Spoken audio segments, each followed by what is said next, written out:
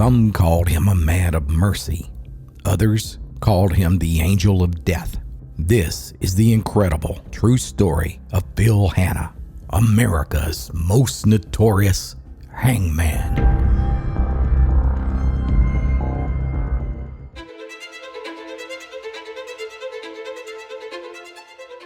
Our story begins in 1808 on the far side of the world, in the rugged highlands of Northern Ireland. It's here that a young couple named John and Polly Hanna made the hardest decision of their lives when they sold everything they owned except for their old worn family Bible that had been passed down through the generations. Then they climbed aboard a crowded, rickety ship that left behind the only home they had ever known, bound for the distant promise of a better life in America. The voyage would test their determination at every turn. For nearly 8 long weeks, the wooden vessel was tossed across the vast Atlantic by towering seas and violent storms. Fresh water grew foul, food became painfully scarce, and the cramped quarters soon became a breeding ground for disease. Before long, the dreaded ship fever swept through the passengers like wildfire, with each sunrise revealing more and more poor souls that were wrapped in canvas and then committed to the cold, unforgiving sea. Yet through it all, John and Polly clung tightly to one another and to their faith. While dozens aboard the ship never would live to see the shores of the New World, this young couple was somehow spared and landed in the land of opportunity. Indeed, early settlers were a hardy breed of men and women who had been tested by fire, and the Hannas were no different. For several weeks they traveled inland before crossing the mighty Appalachian Mountains and floating the Ohio River for 10 more days before finally arriving in southern Illinois.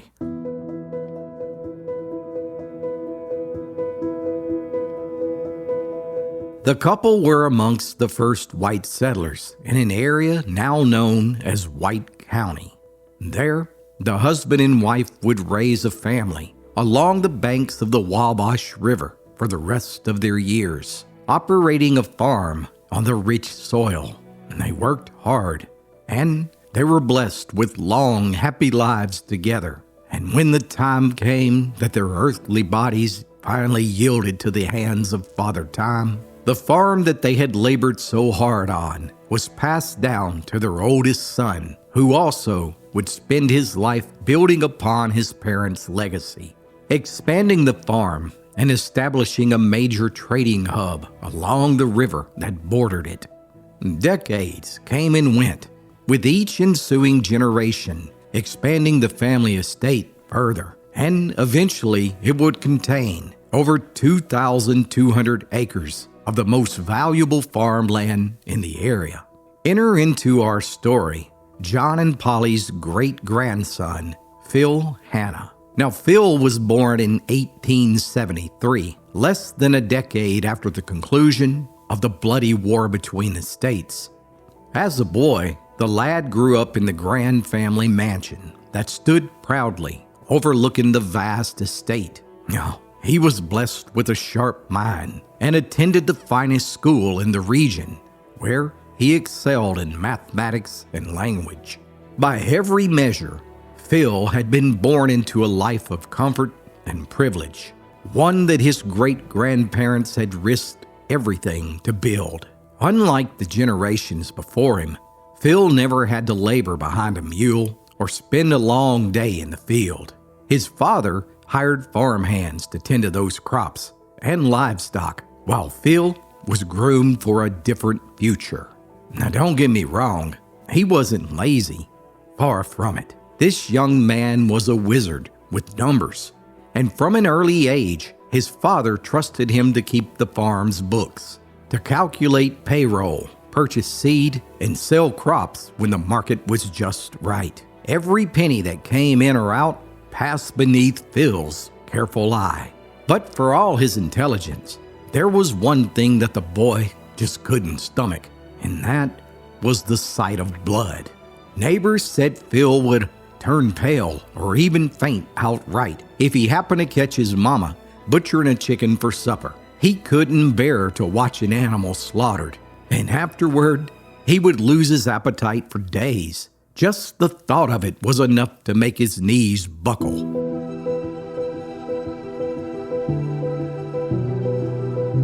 Well, anyways, the years came and went, and Phil learned every aspect of the family business, and when his pa died, Phil and his brother inherited the family estate. The brothers had long suspected that there might be an underground reserve of oil on the property, so they brought in a drilling crew, and lo and behold, they unearthed the largest oil supply in southern Illinois. The Hanna brothers were now tycoons, among the wealthiest elites in all of America. Phil grew into a highly successful businessman, becoming the president of the biggest bank in the area. Now, he was the first man to own an automobile in the entire county. Simply put, he was the very epitome of the American dream. Yet, the irony of this story is that while Phil Hanna was living a charmed life, much of the country was still untamed. The late 1800s and early 1900s were in many ways the nation's final days of the Wild West. Nearly every morning, newspapers across the country screamed with tales of bank robbers, bandits, gangsters, and mountain outlaws who gunned down any lawman brave enough to stand in their way. From the dusty western frontier to the hills of Kentucky and Tennessee, violence and lawlessness sold papers by the thousands. The public couldn't get enough of it. Whenever there was a notorious criminal that was finally captured, crowds packed courthouse steps, eager to hear every shocking detail firsthand. And for ordinary folks worn down by the endless routine of farm work and factory life, these sensational trials were as close to entertainment as they would ever know. But nothing was as thrilling as when a convicted criminal was sentenced to death. Now, I know it sounds bizarre and even morbid, but there was no bigger public event in this period of American history than a hanging. Folks would travel from all over the state in wagons, horseback, or by foot to be in attendance for the big day. Men, women, and children would arrive with picnic baskets 2 or 3 days before and claim their spot for the best vantage point. Hotels overflowed with visitors. Saloons stayed packed until dawn while hosting overnight hanging parties. Vendors lined the courthouse square and sold hot dogs, drinks, cigars, and even souvenirs to the thousands who came looking for a front row seat to witness history. And when the appointed hour finally arrived, there would sometimes be as many as 10 to 20,000 people packed onto a courthouse lawn to watch some poor soul make the walk from his jail cell to the gallows that had been constructed on site. Spectators jostled with one another to get as close as they could while the dead man walking made his way through the crowd, hoping that they could get a glimpse of his eyes. Some prisoners were so overcome with fear that they had to be carried by sheriff deputies. Others shuffled forward in leg irons with quiet dignity, and many times they were carried to the gallows in the back of a wagon, sitting atop the very same pine coffin that they would be buried in just moments later. Fathers hoisted their children on their shoulders so they could take in all the action. Mothers craned their necks for a better look. Every eye remained fixed on the scaffold. And after the soon-to-be departed had made his way up the steps, towering over the gathering, a hush would fall over the crowd as they hung on each and every one of his last words. Sometimes criminals expressed remorse for their evil deeds and begged God for mercy.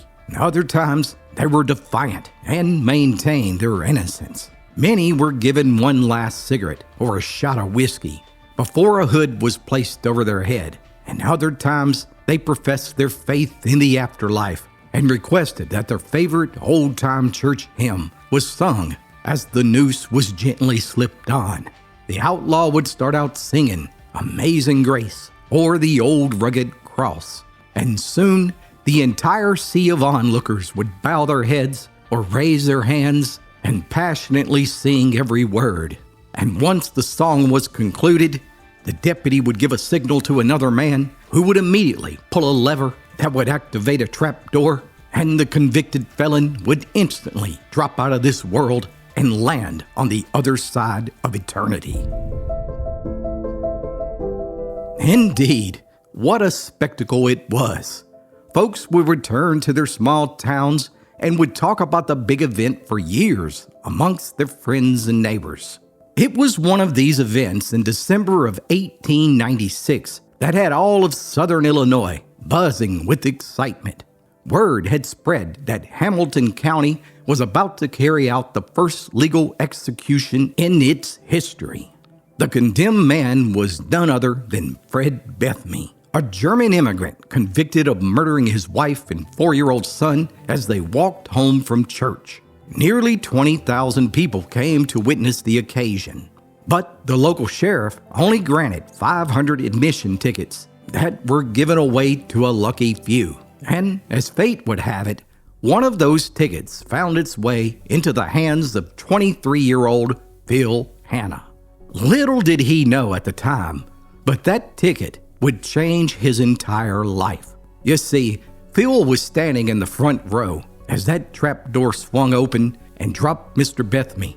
But something went wrong, and the rope snapped and sent the criminal crashing to the ground, breaking his leg.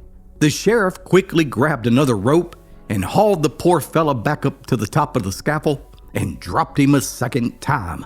Again, something went wrong, and his neck wasn't broken during the fall. Instead, over the next 23 grueling minutes, he was slowly strangled to death.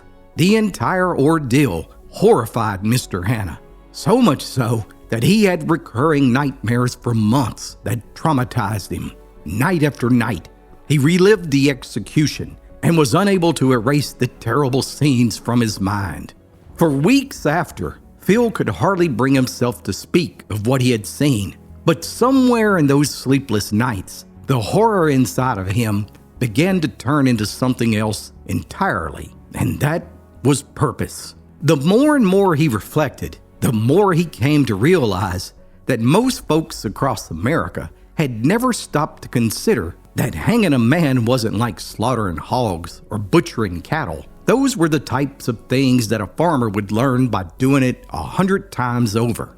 On the other hand, it was usually a county sheriff's job to spring that trap, and more often than not, that sheriff had never hanged a man in his life, and probably never would again.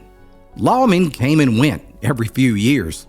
They were voted in and out just the same as any other elected office. Heck, a man might spend his entire career in that job and only ever preside over a single execution, if he was unlucky enough to draw one at all. And there was no manual that had been handed down, no school for it, and no old-timer standing at his elbow to show him the ropes, literally. And when the appointed day came, there stood a frightened, inexperienced lawman who was just simply expected to figure it out. And Phil, he had watched with his own eyes what happened when a good man guessed wrong. It was then that Phil decided that this was a problem for a man with a sharp enough mind to solve. So the banker who couldn't stomach the sight of his own mother plucking a chicken set himself to studying death the way he studied his farm's ledgers, with absolute precision. He got his hands on every book he could find on human anatomy and pored over diagrams of the neck and spine. He consulted with local doctors and peppered them with questions about exactly where a man's vertebrae was most likely to give way and how much force it took to do it. Little by little, Phil began to understand that hanging wasn't a simple matter of a rope and a hole in the floor. It was a science that had to be learned. And learn it he did. Behind his barn, Phil built himself a set of dummies stuffed with straw and weighted down with sandbags, each one fashioned to match the size of a grown man. For months, he hauled his dummies up to the hayloft and dropped them over and over, studying exactly what happened at the end of that rope. He learned that a heavy man needed only a short fall to do the job, while a slight, narrow-necked man needed to drop much further to gather the same force. Too short a drop for a big fella? No, and the neck might hold. Too long a drop, and a man could just easily be torn clean apart. Somewhere between those two horrors was a precise distance, different for every soul who ever stood on the gallows, and Phil set out about learning how to calculate it. He was just as particular about the rope itself. Ordinary hemp wouldn't do, since it stretched and kinked something terrible at the moment it was needed most. So the banker spent $65 in St. Louis and had a master craftsman make him the perfect rope, 3/4 of an inch thick of long strand 4-ply hemp fiber, which was softer and less abrasive than ordinary rope. Then Phil learned how to cure his own rope by boiling it down and stretching it tight while it dried. Next, he applied a fine coat of wax or soap to the knot itself, so it would slide shut in an instant rather than catch and drag. Then he calculated the exact number of times that rope needed to be wound around a man's neck. A short, thick neck might only need a few wraps, while a long, slender one called for several more, all to deliver the same quick, merciful jerk when the body reached the end of its fall. Well, anyhow, it wasn't long before Phil got word of another execution being planned, this time in the next county over. So Phil made the journey and took his place amongst the crowd gathered on the courthouse lawn. But when the moment came and the deputies led the condemned man up the scaffold, Phil's stomach began to turn. He watched the county sheriff fumble with the rope. All the noose was coiled all wrong, and it wasn't wrapped enough times around the man's neck. And the drop, well, it hadn't been measured out. Oh, Phil had seen this picture before, and he knew exactly how it would end. Now, you have to keep in mind that in that day and age, it simply wasn't done for a stranger to step out of a crowd and interrupt a legal execution. And there was every chance that Phil could have been dragged off by deputies himself for the trouble.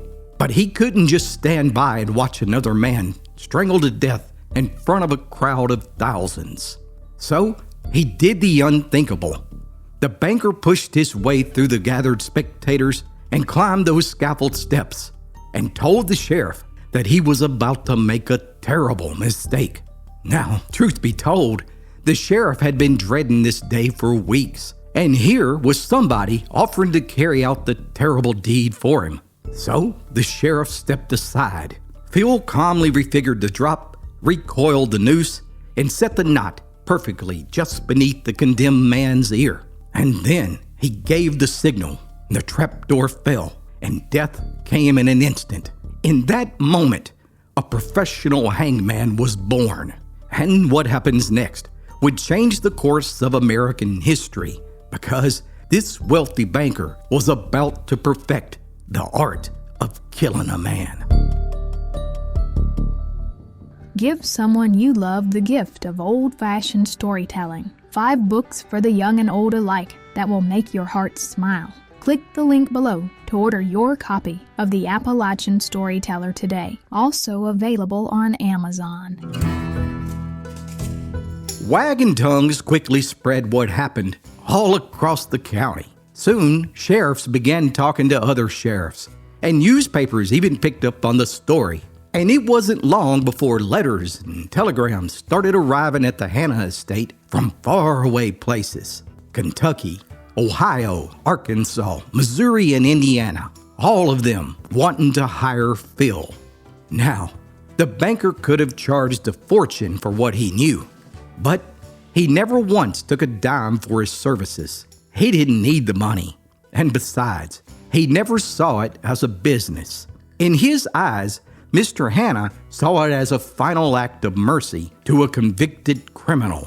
So, whenever the call came, Phil would pack up his own equipment and travel to wherever he was needed, sometimes thousands of miles away from home. He carried his own handcuffs, leg irons, and body straps, all custom made at his own expense.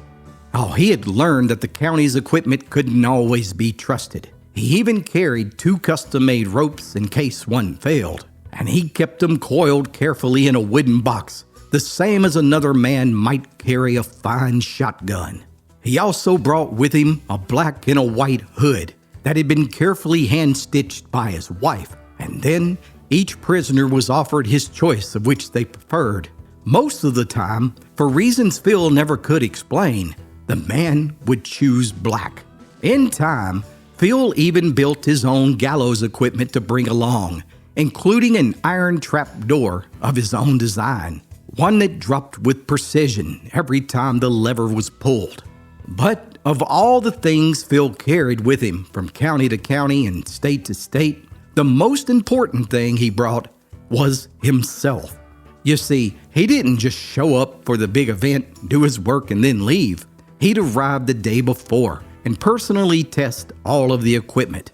Then he'd spend the entire night sitting with the prisoner in his cell, the same way a family might sit with a dying relative.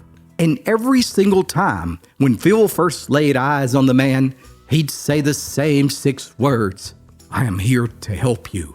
Now that might sound like a strange thing to say to a man you've been sent to kill, but Phil, well, he meant it. He'd spend those final hours talking with the man, calming his nerves, seeing to his last request, and promising him the one thing that only Phil could deliver, that when the moment came, it would be quick. Time and time again, those poor fellas who spent their final hours cursing the law and their fate would find themselves by morning shaking Phil Hanna's hand and thanking him for the kindness he had shown them. Some looked him dead in the eye from atop the gallows and told him in front of the gathered crowd. And as Phil's name spread further across the nation, some death row prisoners took to requesting him by name, making it known that if they had to die, they wanted Phil Hanna to be the one who saw them through it. And as the years rolled slowly by, newspapers took to calling him the humanitarian Hangman. And by the time it was all said and done, the wealthy banker stood atop gallows all over America 72 times, presiding over more executions than any man in American history.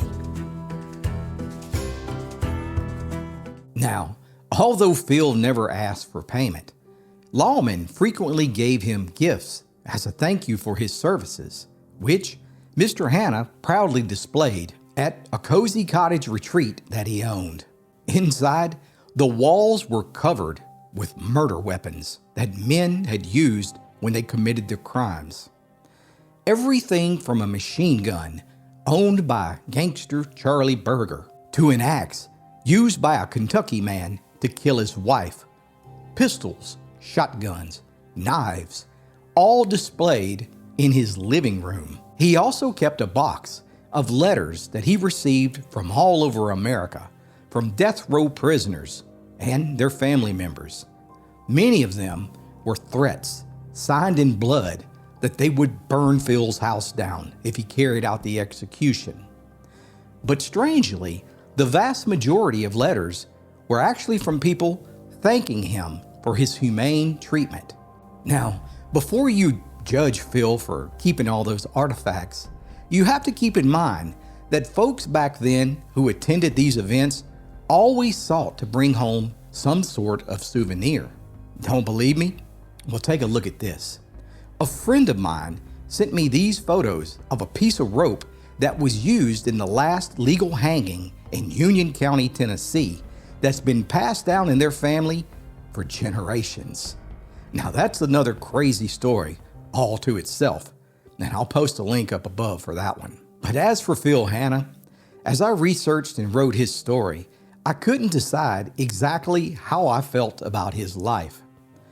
It's so bizarre to think that one of the richest men in America would have developed a hobby traveling across the country to officiate executions. It was even said that he kept his beloved ropes hanging in his bedroom closet right next to his expensive collection of business suits. In total, he attended 72 of these events, including the last legal hanging in American history in 1936, before the adoption of the electric chair made the entire practice obsolete. Now, I'd like to leave you with this final thought. The greatest paradox about this entire story is that Phil Hanna was a man who was afraid to see a chicken cooked, and he suffered from what psychologists called agoraphobia, a morbid, irrational fear of pain. Yet he was the same man who kept a bizarre collection of murder weapons in his home. He was a man who dedicated his life to making sure that death came quick and painless to prisoners. Yet when Phil died in 1948, it was said that he struggled something terribly for days in his hospital bed. And it was so horrible that his metal bed shook so violently that one of the welds holding the frame together broke. What about you, my friend? What do you think? Was Phil Hanna a humanitarian hangman, as he was known? Or was he just one twisted dude? I look forward to your comments below. Thanks so much for watching this episode. As always, be sure to like and subscribe for more true stories from Appalachia's past.